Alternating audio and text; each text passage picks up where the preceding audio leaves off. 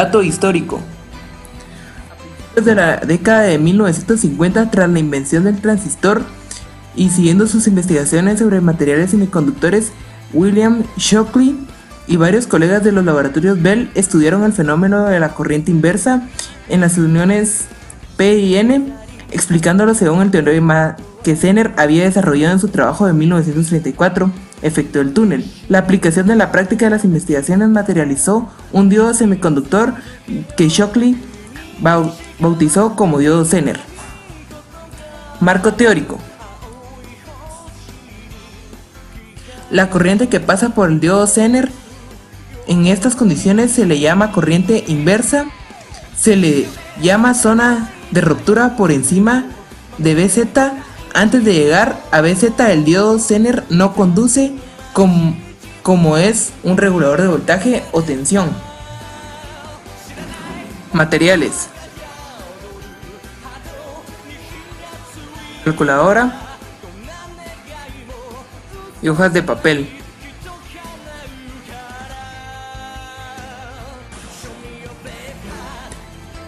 Y comenzamos.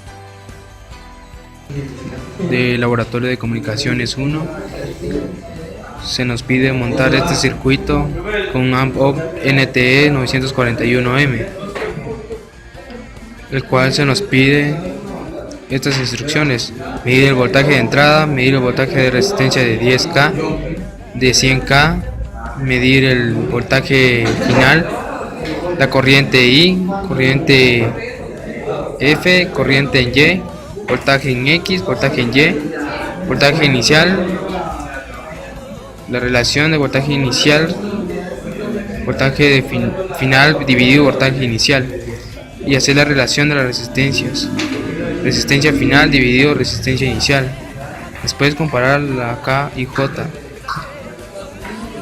Después realizar el análisis del circuito y graficar en un plano el voltaje inicial versus el voltaje final.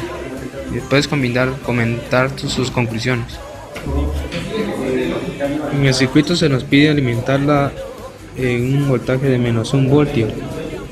Para hacer eso necesitaremos de una resistencia variable conectada a negativo para ir variando hasta que nos dé 1 voltio. Como podemos lograr ver, está en menos 0.9 voltios. No puede llegar a 1 voltio ya que la batería dual se ha descargado y el potenciómetro es demasiado grande. Lo alimentaremos de menos 1 voltio y esa es nuestra voltaje inicial. Después se nos pide medir el voltaje de la resistencia de 10K y de 100K.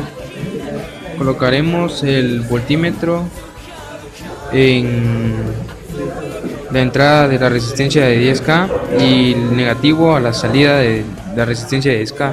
Eso nos da un resultado de ser menos 0.08 voltios. Aquí. La resistencia de 100K nos dio menos 8.92 voltios.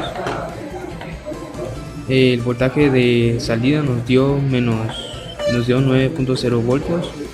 Las tres corrientes que se nos solicitan nos dio 0 miliamperes, o sea 0, no hay ni una corriente.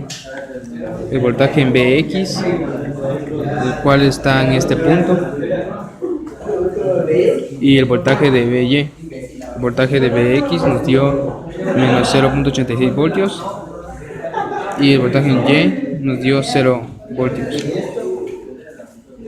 Después nos pide la relación de voltaje final dividido por voltaje inicial, lo cual nos dio 9.0 voltios.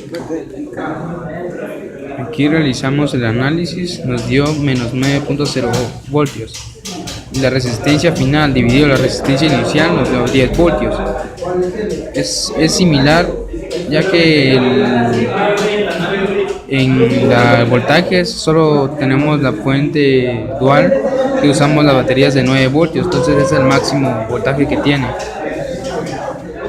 Esa es la comparación, es similar. O sea, lo graficamos, lo analizamos el circuito y nos da el voltaje de 9.0 voltios.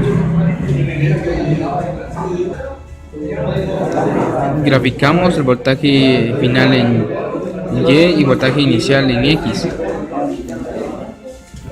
La conclusión, el voltaje de salida es igual a la relación de la resistencia que hay entre sí. Con esto finalizamos la práctica número 2 de Laboratorio de Comunicaciones. Conclusiones. El voltaje de salida se mantiene en relación con las resistencias RF y RI. Muchas gracias. Si les gustó el video,